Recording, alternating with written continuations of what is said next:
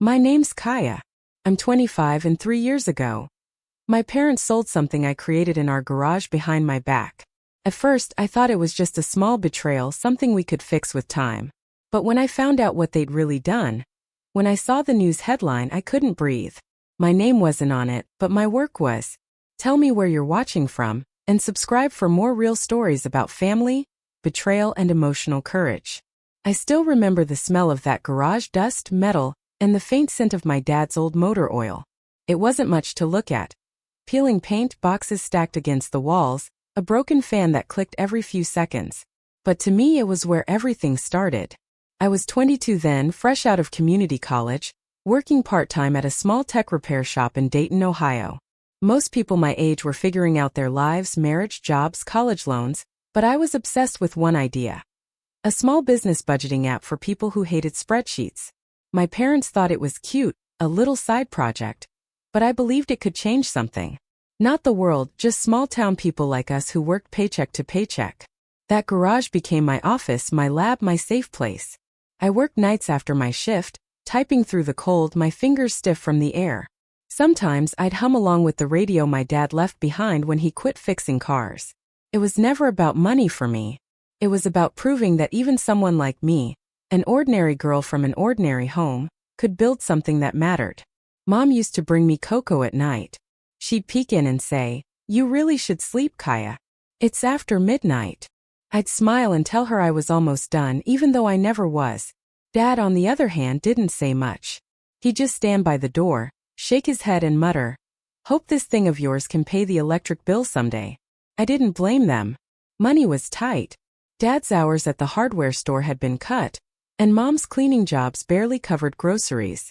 I could feel the pressure in the air, even when no one said it out loud. Every unpaid bill on the fridge was like a quiet reminder that we were running out of time. But I believed that if I finished my project, if I just got it right, it could help us all. I called it Penny Track. It wasn't fancy, just a simple way for local shops to track their earnings, expenses, and invoices without needing complicated accounting software. I tested it on my old laptop, watched it crash more times than I could count, and still refused to give up. One night, while debugging another error, I heard my parents talking in the kitchen. Their voices were low, tense. "I don't know how much longer we can keep up," Dad said. "The mortgage payment's due Monday." "I'll try to talk to the bank," Mom whispered. "Maybe they can give us another month." I sat there staring at my code, pretending not to hear. My heart sank. I wanted to walk in and say, "I'll help. I'm almost done. This will save us." But what would that sound like? A dreamer's promise? I didn't want to be another burden they had to carry, so I kept quiet and worked harder. Every line of code became personal. Every error I fixed felt like one more step toward proving I wasn't just wasting time. I designed the logo myself, a tiny green coin with a check mark, and printed it on a sticker for my laptop. I even made a small presentation for potential investors, though I never sent it. I wanted it to be perfect first. Sometimes my best friend Ava would stop by after work. She'd bring snacks and tease me. "Still living in your garage kingdom, huh?" She'd laugh. "Yep," I'd say, grinning.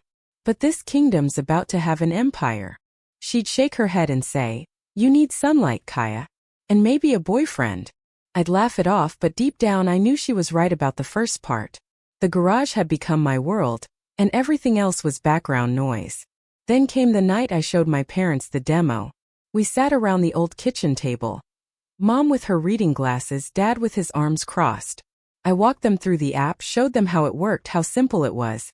I told them I planned to pitch it to small business owners around town. Mom smiled softly. "That's actually really impressive, honey." Dad raised an eyebrow. "You made all that yourself?" "Yeah," I said proudly. "Every line." They nodded, but there was something else in their eyes, worry maybe, or disbelief. The kind that says, "That's nice, but it won't pay the bills."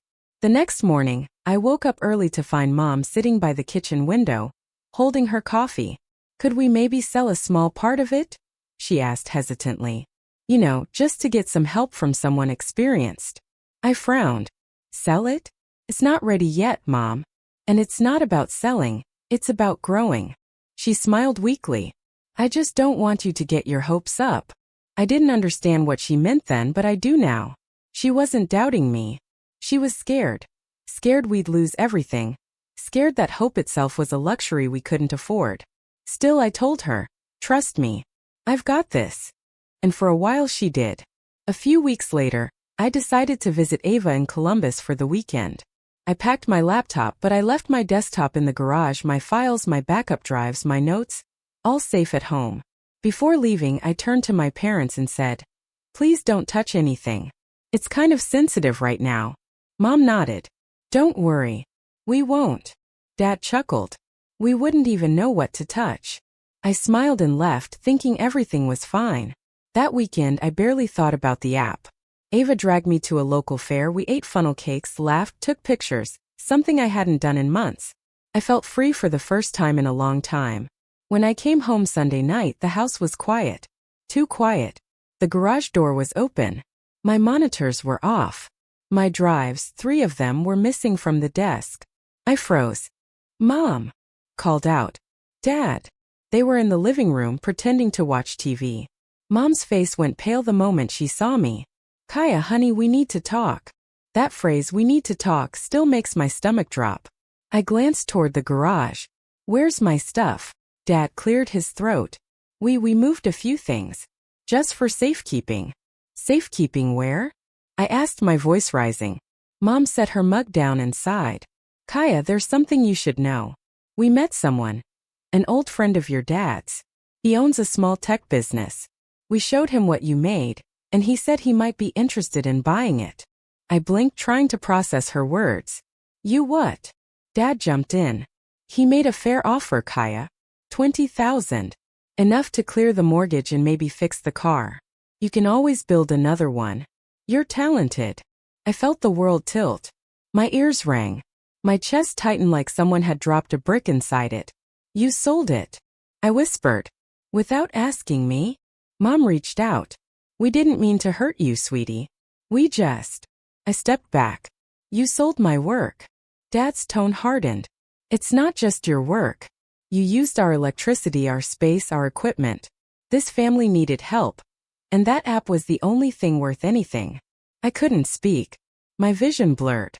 I turned away before they could see me cry. I spent that night sitting on the floor of the empty garage, staring at the desk where my drives used to be. My notes were scattered. My keyboard still smelled faintly of cocoa. I kept replaying their words over and over. It's not just your work. You can always build another one. That night, something inside me broke. Not just my trust, but the idea that family was always safe. I thought about packing my bags right then, about walking out and never looking back. But I didn't. Not yet.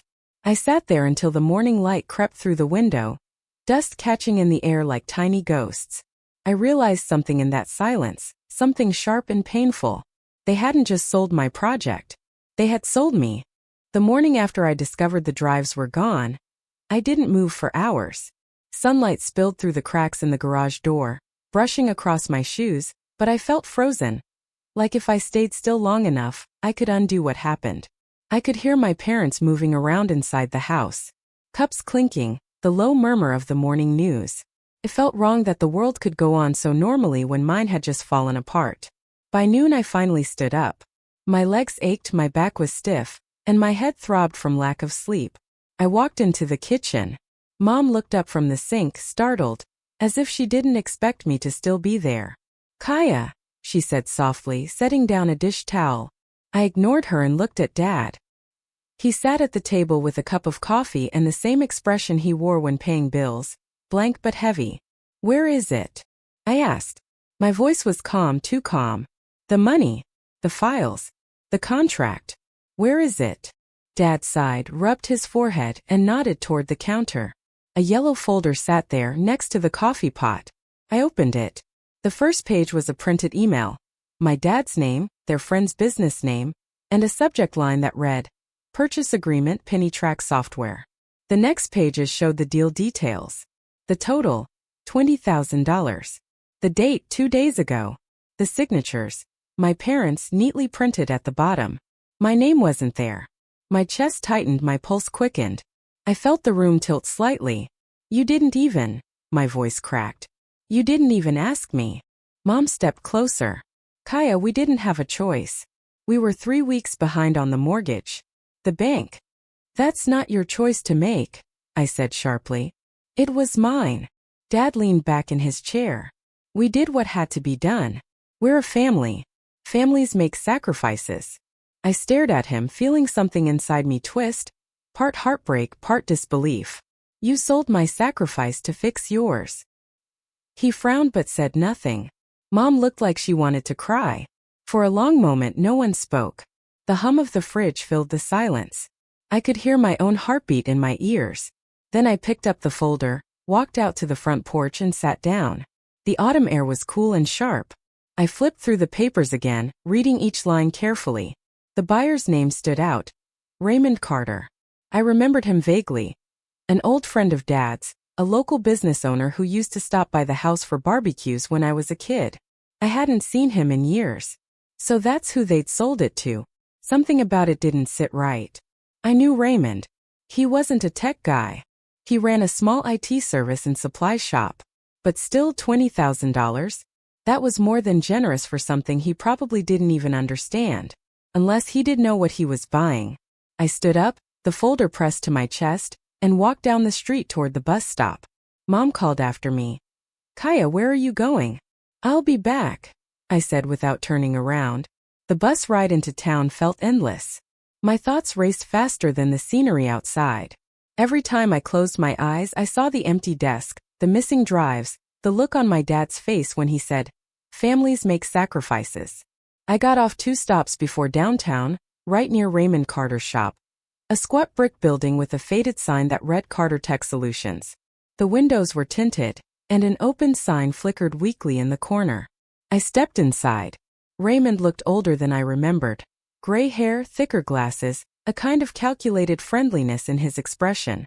He was sitting behind the counter, typing on his computer.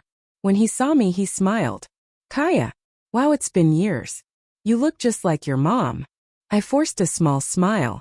Hi, Mr. Carter. I heard you bought something from my parents.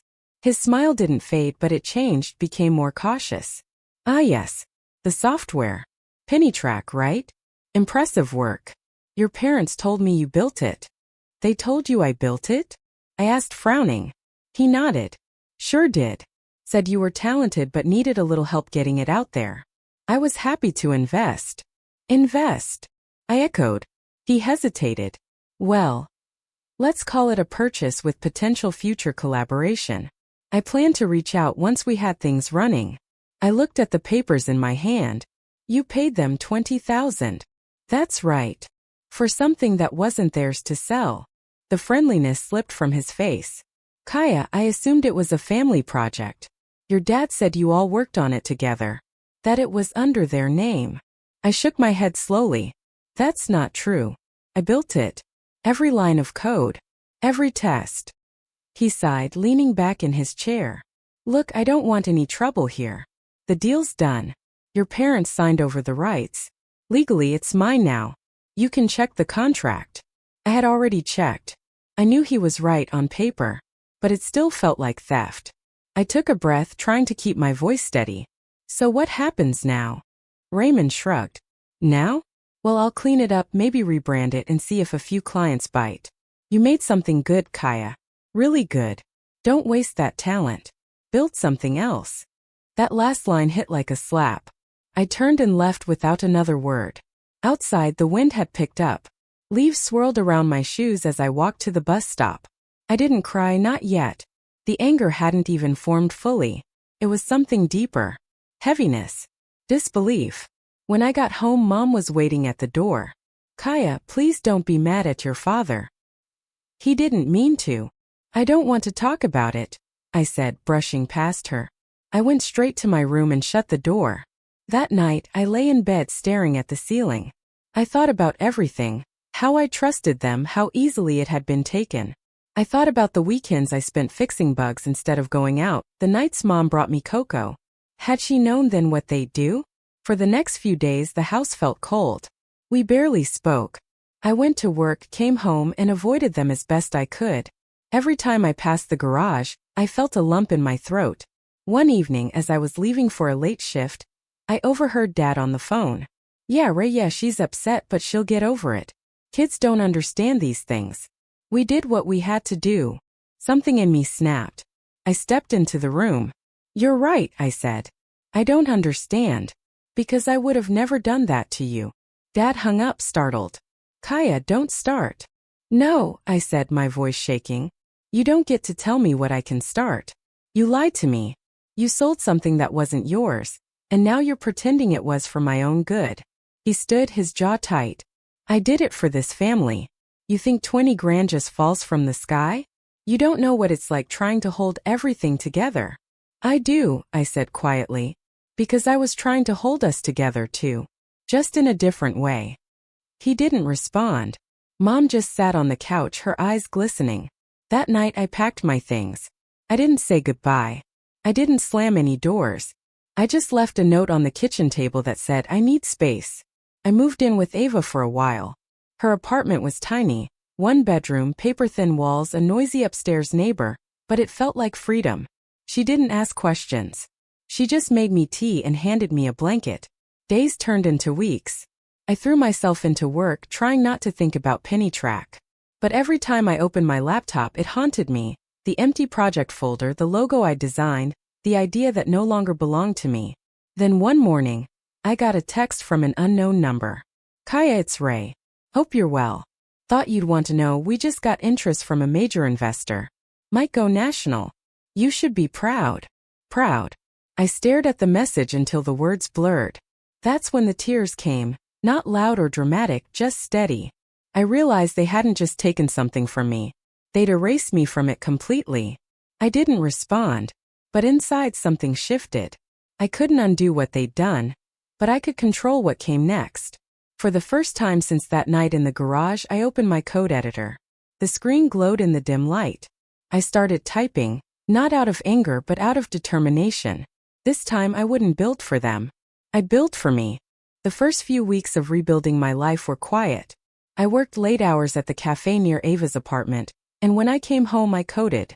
Not for a company, not for a grade, not even for approval, just for me.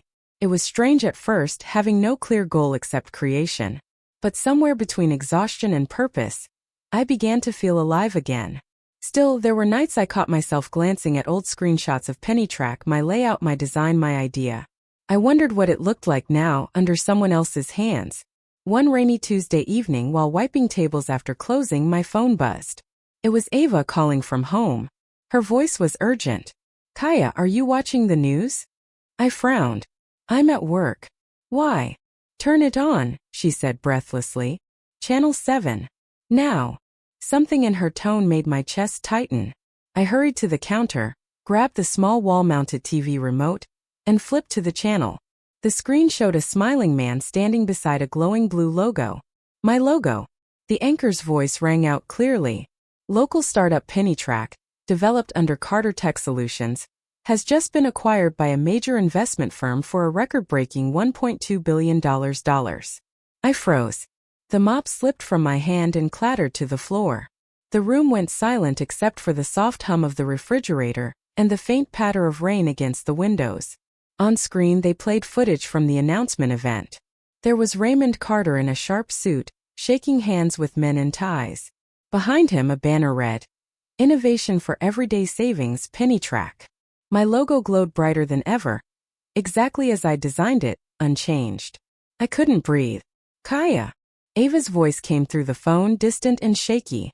"Did you see it?" I couldn't speak. I just nodded even though she couldn't see me. "Kaia, they're saying he created it. That he's the genius behind it all. It's everywhere online right now."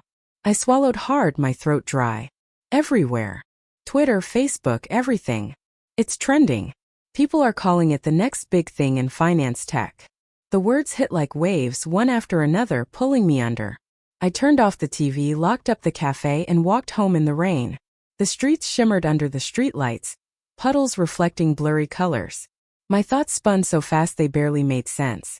When I reached Ava's apartment, she was already sitting on the couch with her laptop open. The headline glowed across the screen. "Local entrepreneur sells Penny Track for over $1 billion. And there it was, my work, presented as someone else's masterpiece. Ava looked at me carefully. Kaia, you have to say something. Go public. Tell your story. I sat down beside her, numb. And say what? That my parents sold my project behind my back? That I was too trusting to protect myself? No one would believe me. I don't even own the rights anymore. But it's your code, she insisted. You have proof, your drafts, your backups, your... I deleted them, I interrupted quietly. The night I left home. She stared at me. You didn't. I nodded. I was angry. I didn't want reminders. For a long time, neither of us spoke. The only sound was the rain tapping the windows. That night I barely slept. My mind replayed every moment. Dad's calm voice saying family sacrifices. Mom's downcast eyes, Raymond's careful smile. I wanted to hate them. All of them. But mostly I hated myself for not fighting harder. The next morning my phone exploded with notifications. Messages from old classmates, coworkers, even distant relatives I hadn't spoken to in years. Did you work with this company? Wasn't Pennytrack your idea? OMG, congrats, Kaia. Are you rich now? Each text was another stab. I didn't reply to any of them. But as the story spread, I couldn't avoid it anymore. It was everywhere: business news, morning shows, podcasts. Raymond Carter had become an overnight sensation. And then came the article that broke something inside me completely. It was from a major tech magazine. The headline read, "Meet the man who revolutionized personal finance." The photo showed Raymond on stage, smiling confidently, the Pennytrack interface behind him, my interface. The interviewer asked, "So where did the inspiration come from?" And he answered without hesitation, "Oh, it started in my garage. Just me and a few old ideas that I brought to life." My garage. My ideas. It felt like every part of my past had been rewritten, and I'd been erased. That evening, Ava found me sitting on the balcony, staring out at the city lights. She handed me a cup of coffee and sat beside me quietly. After a moment she said softly, "You can't let this be the end of your story, Kaia." I looked at her, tired. "What do you mean? You built something incredible once. You can do it again. But this time protect it. Own it. Don't let anyone take it." Her words stayed with me. Over the next few weeks I tried to focus on work, but Pennytrack followed me everywhere. Ads popped up online, interviews played on the radio. It was impossible to escape. One afternoon, while scrolling through an article, I saw something that made my heart race. At the bottom of the page was a small link.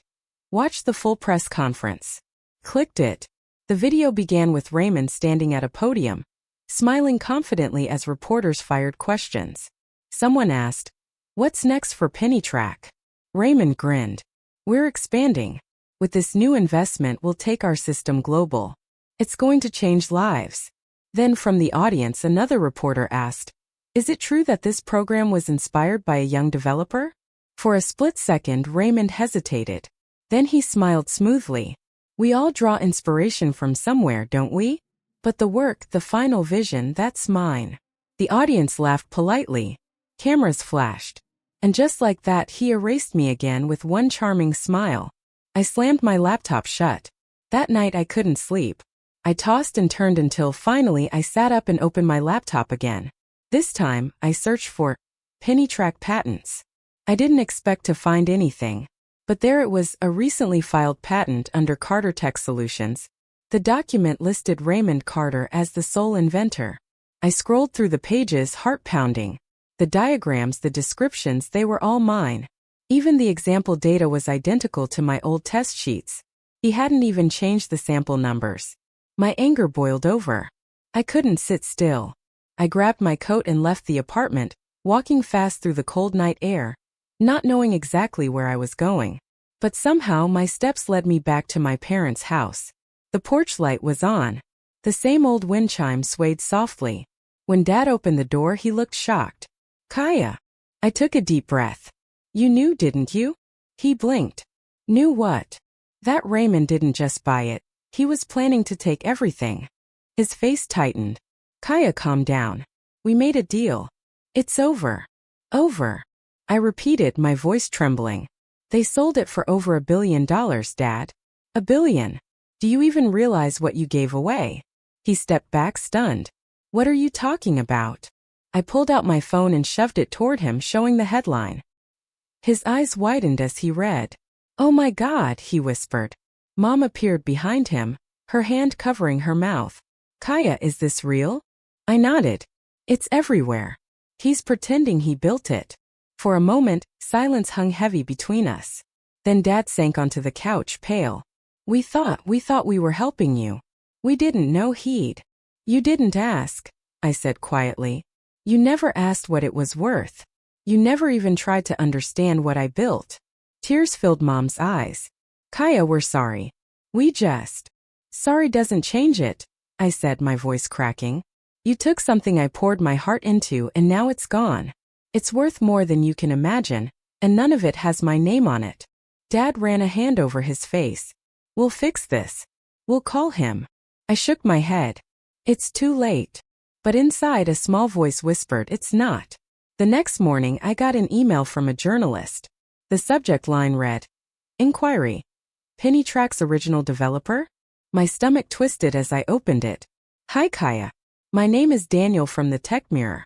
I came across an old programming forum where you posted prototype screenshots of Penny Track 2 years ago. Your code matches the current system almost exactly.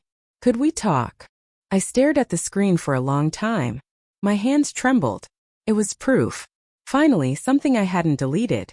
Ava walked in, rubbing her eyes. What's wrong? I turned the laptop toward her. Someone found my old posts. He knows. She blinked. Kaia, this could change everything. I took a shaky breath, unsure whether to feel terrified or hopeful. After everything I'd lost, the betrayal, the silence, the sleepless nights. This felt like the first flicker of light in a tunnel I'd thought had no end. I didn't know where it would lead. But for the first time since that awful morning in the garage, I felt like I might finally be seen. When Daniel's email appeared on my screen, it felt like the world stopped spinning for a few seconds. I stared at the words over and over, trying to make sense of them. Your code matches the current system almost exactly. Proof. After all this time, after everything I'd lost, someone finally saw it. Someone recognized it was mine. Ava leaned over my shoulder, reading it again. Kaia, this could expose him. I didn't answer right away. My heart was pounding too loudly to think. I'd imagined this moment 100 times. What I'd say if the truth ever surfaced. How I'd feel if Raymond Carter's smile cracked on live television.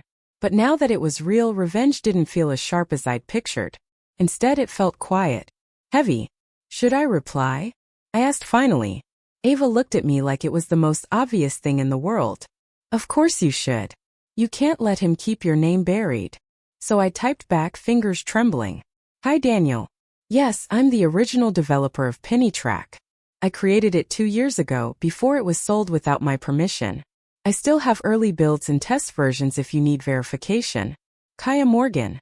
When I hit send, a strange calmness washed over me. Not excitement, not relief, just stillness. Within hours, Daniel replied. He wanted to meet the next day. We met at a small diner downtown. The kind that still had red vinyl booths and coffee that tasted like burnt hope. Daniel was in his 30s, polite, curious, with the kind of energy journalists have when they know they're close to a story that matters. He slid his recorder onto the table. Kaia, I want to make sure I get everything right. Start from the beginning. What happened? As I talked, I watched him scribble notes, his expression shifting from curiosity to disbelief. When I described the moment my parents sold the code, his pen paused mid-sentence. They really sold it without telling you? He asked. I nodded. They didn't think it was worth anything. They said it was just a hobby. He sat back, letting out a quiet sigh. And now it's worth billions. I nodded again. He looked at me carefully. Do you want me to publish this? The question hung in the air. I thought about Raymond's smug grin, about the interviews where he said, I built it in my garage. I thought about the nights I cried myself to sleep, the days I forced myself to keep coding just to remember I could still create something. And then I thought about my parents, sitting in that quiet house, maybe still trying to convince themselves it wasn't their fault. I met Daniel's eyes. Yes, I said softly. But I don't want it written like a scandal. I don't want hate or drama. I just want the truth to exist somewhere. He nodded slowly. Understood. The article came out a week later. The forgotten mind behind Penny Track. It wasn't flashy. It wasn't angry. It just told the story, the garage, the betrayal, the quiet erasure. My name. My words. My truth. At first, it was a small piece, buried under the usual flood of tech headlines. But something about it spread. People shared it, commented, argued. Some believed me, some didn't, but it didn't matter.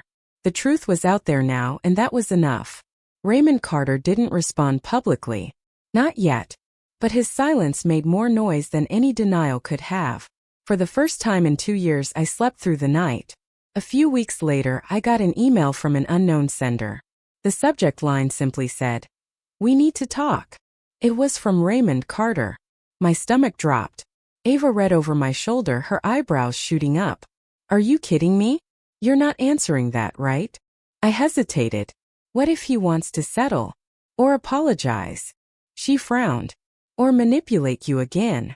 She wasn't wrong. But curiosity got the better of me. I replied, "If you have something to say, say it here. No calls, no meetings." His reply came minutes later. "Kaia, I never meant for things to go this far. Your parents approached me and I thought it was their project. I bought it fair and square. I didn't know you were the developer until after the deal. You're talented and you deserve recognition. But please understand I can't undo what's been done. RC." I stared at the screen, trying to process the mixture of guilt and calculation buried in his words. It wasn't an apology. It was a cleanup attempt. Ava leaned over, scoffing. "He's scared. That article shook him." I sighed. Maybe. But replying would only give him power again. So I didn't. And that silence, my silence, became my answer. Weeks turned into months. The noise around the article faded, replaced by new headlines. But something unexpected happened in the background. Small business owners began reaching out to me through LinkedIn. They'd read my story and wanted to support whatever I did next. One woman wrote, "I used Penny Track when it first launched. It helped my bakery stay afloat. I hope you build something again. We'll be waiting." That message hit me harder than I expected. For so long, I'd been focused on what was taken from me that I'd forgotten what I originally built Penny Track for, to help people like her. That night, I opened my laptop and started sketching out new ideas. Not a copy of Penny Track, something smaller, simpler, built for local communities. I called it True Balance. I didn't tell anyone at first. I just coded quietly in the evenings after work, piece by piece. There was no big plan, no investors, just purpose. And strangely, that felt like victory enough. One morning, Ava burst into my room waving her phone. "Kaia, you're trending again." I blinked, half awake. "What?" She handed me her phone. On social media, Raymond Carter's name was everywhere. Only this time not in celebration. Carter Tech under investigation for data misuse. I sat up straight. What happened? She scrolled through the feed. Apparently, their system was caught collecting user data without permission. It's huge. Lawsuits, privacy violations, the whole thing's blowing up. I stared at the screen, reading headline after headline. Penny Track's shiny image was crumbling, one article at a time. Ava looked at me, half expecting a smile. "Feels good, doesn't it?" I didn't answer right away. Part of me wanted to say yes, to admit that it felt like poetic justice. But as I watched the chaos unfold, I just felt tired. I whispered, "It doesn't make me happy. It just makes me sad that something I created to help people turned into this." Ava squeezed my hand. "That's because you've moved past revenge, Kaia." Maybe she was right. A few days later, I received a call from Daniel again. "Kaia, you're not gonna believe this," he said. "They're using your original version of the app as evidence in the investigation. Your code, your structure, proves the data system was added later. It's all over the case files." I froze. "You mean they're showing that the clean version was mine?" He nodded. "Exactly. You're not just vindicated. You're the proof that it was once ethical." I laughed softly, disbelief mixing with relief. Guess my silence spoke louder than any lawsuit ever could. Daniel chuckled. "Looks that way." After we hung up, I sat back in my chair, staring at my laptop screen. The code for True Balance glowed faintly. I whispered to myself, "This time no one's taking it from me." Months later, I received a letter in the mail. The handwriting on the envelope stopped me cold. It was from my father. Inside a folded note. Kaia. We read the article. We saw what happened. Your mother cried for days. We know we can't fix it, but we want you to know we're proud of you for how you handled everything. You didn't shout, didn't destroy, didn't fight dirty. You just proved your worth. That's more powerful than anything money can buy. Love, Dad. Tears blurred my vision. For the first time since that awful night in the garage, I didn't feel anger when I thought of them. Just a deep, bittersweet understanding. I wrote back briefly. Forgive you. But please understand it's not for you. It's for me. And I meant every word. A few weeks later, I released True Balance quietly online. No fanfare, no press. Just a small post on a local community board. Within a month, it had hundreds of users. Within 3,000s. One evening, while reading feedback messages, I saw a comment that made me smile. This app feels personal. Like it was built by someone who actually understands what struggling looks like. They were right. It was built by someone who did. Someone who'd lost everything, only to rebuild with nothing but silence, patience, and a second chance. A year later, I was invited to speak at a small entrepreneurship event.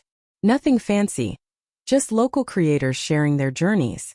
When it was my turn, I walked to the stage and took a deep breath. I used to think revenge was the only way to feel whole again, I said. But then I learned that sometimes silence can speak louder. You don't always need to fight back. Sometimes you just have to move forward and let your work tell your story for you. The audience was quiet, listening. A few nodded. As I stepped down, I caught a glimpse of something unexpected in the crowd. Two familiar faces sitting in the back. My parents. They didn't come up afterward, didn't say a word. But our eyes met, and in that quiet exchange I felt something heal. Not everything, but enough. That night I stood outside the venue under the soft glow of streetlights, feeling the cold air on my skin. The world was still moving, still loud and messy, but inside I felt peace. For the first time in years, my silence wasn't heavy, it was strength. And that, I realized, was the loudest thing I'd ever said. The streetlight hummed faintly above me, a soft buzz that seemed to echo the stillness in my chest. I stood outside the event hall, clutching the folded program in my hand, staring at the space where my parents had been sitting moments ago. They'd slipped out quietly, just like they always used to, quietly but not cruelly. For the first time, their silence didn't feel like an absence. It felt like understanding. I took a deep breath, my reflection flickering faintly in the glass door. Somewhere inside, the sound of applause faded into laughter and chatter. The night air smelled like rain and city dust, raw, real, grounding. I started walking. The road was nearly empty, the streetlights stretching into the distance like lines of memory I hadn't touched in years. My shoes clicked softly against the pavement, and every step seemed to echo a thought I hadn't allowed myself to feel before. Forgiveness. It was such a simple word, but it didn't come with a simple feeling. People talk about forgiveness like it's a door you can open. Step through once and you're free. But standing there, walking through that quiet night, I realized it wasn't a door at all. It was a bridge, fragile, uneven, and terrifying to cross because on the other side stood the same people who hurt you, looking smaller than the monsters you'd built in your mind. I didn't see my parents again for 3 weeks. When I did, it was at their house, the same small place with the pale blue porch and the old oak tree that used to scratch my bedroom window at night. The paint had started to peel, and the front step creaked under my weight like it still remembered my teenage years of slamming the door and storming out. My father opened the door. His hair had turned almost completely gray. He didn't say anything at first, just stared, eyes wide, like he couldn't believe I was real. Then quietly, Kaia. The way he said my name broke something in me. "Hi, Dad," I said softly. He stepped aside to let me in, and the familiar smell of home, cinnamon, wood polish, and a hint of old books, wrapped around me. My mother was sitting at the kitchen table, a cup of tea growing cold beside her. When she looked up, her hands trembled. For a few seconds, none of us spoke. The silence was heavy but not angry, just full. My mother was the first to break it. "We didn't think you'd come." I looked at her, at the fine lines around her eyes, the way she fidgeted with her ring. "I almost didn't." She nodded, eyes glistening. "You have every reason not to." I took a seat, fingers tracing the chipped edge of the table. "I didn't come to talk about the past," I said. I wanted to understand. Why did you do it? My father exhaled slowly. We thought we were helping. Helping. I repeated, my voice sharper than I intended. He looked down. You were working so hard, Kaia. You barely slept. We thought, if we could take it off your shoulders, sell it to someone who could handle it, maybe you'd finally live your life. I stared at him, disbelief swirling with sadness. You didn't take it off my shoulders. You took it from me. He closed his eyes. I know, my mother whispered. We thought we were doing the right thing, but every day since I've known we were wrong. There was no defense in her tone. No excuses. Just exhaustion and regret. I let their words sit in the air for a long time. And then I said the thing I hadn't been able to say for years. I forgive you. It came out quieter than I expected. Not a grand declaration, just a truth that had been waiting in my chest, patient and tired. My mother started crying silently, pressing her hands to her mouth. My father looked like he wanted to speak but couldn't. Before they could respond, I added, but forgiveness doesn't mean forgetting. And it doesn't mean I'm the same person you left behind. My father nodded. You shouldn't be. We sat together for hours that night talking in pieces. About my work. About Mom's garden. About the neighbors. The conversation didn't fix everything. It wasn't meant to. But it filled the house with something it hadn't held in years, peace. When I left, my mother hugged me tighter than she ever had before. She whispered, I don't deserve this. I whispered back, maybe not. But neither do I deserve to keep carrying the weight of it. She didn't answer. She didn't have to. After that night, forgiveness became less of an act and more of a practice. Every day I had to remind myself that forgiving wasn't about excusing what happened, it was about refusing to let it define me anymore. I poured that energy into True Balance. The app was growing faster than I ever imagined. Local shops were using it. Families were sharing it. And for once my inbox was filled with gratitude instead of apologies. But even success came with its own ghosts. One afternoon, I was preparing for a small investor meeting when my phone buzzed with an unfamiliar number. I almost ignored it, but something made me answer. Hello. Kaia. The voice was hesitant, low but familiar. Raymond. I said, the name tasting strange after so long. There was a pause. Yeah, I know I'm the last person you want to hear from, but I needed to call. I didn't say anything. He sighed. I read about True Balance. It's good, really good. Better than Penny ever was. That's because it's honest, I said quietly. He let out a humorless laugh. Fair point. There was a rustle on the other end like he was pacing. I lost everything, you know. Investors, reputation, the company. I don't expect sympathy, I earned it. But I wanted you to know. I'm sorry. I waited. For what? For all of it, he said. For pretending your work was mine. For not speaking up when I had the chance. I thought success would fill the hole, but it only made it louder. Something in his voice cracked. Not rehearsed, real. I leaned against the wall, looking out the window at the city skyline. You don't need my forgiveness, Raymond. He hesitated. Maybe not. But I needed to ask for it anyway. There was nothing left to say after that. Goodbye, Raymond. Goodbye, Kaia. When I hung up, I didn't feel anger or relief. Just a quiet kind of closure. The kind that doesn't announce itself. It just settles in your bones like peace after a storm. That night, I walked down to the lake near my apartment. The same one where I used to sit when everything had fallen apart. The moon was high, scattering silver light across the rippling water.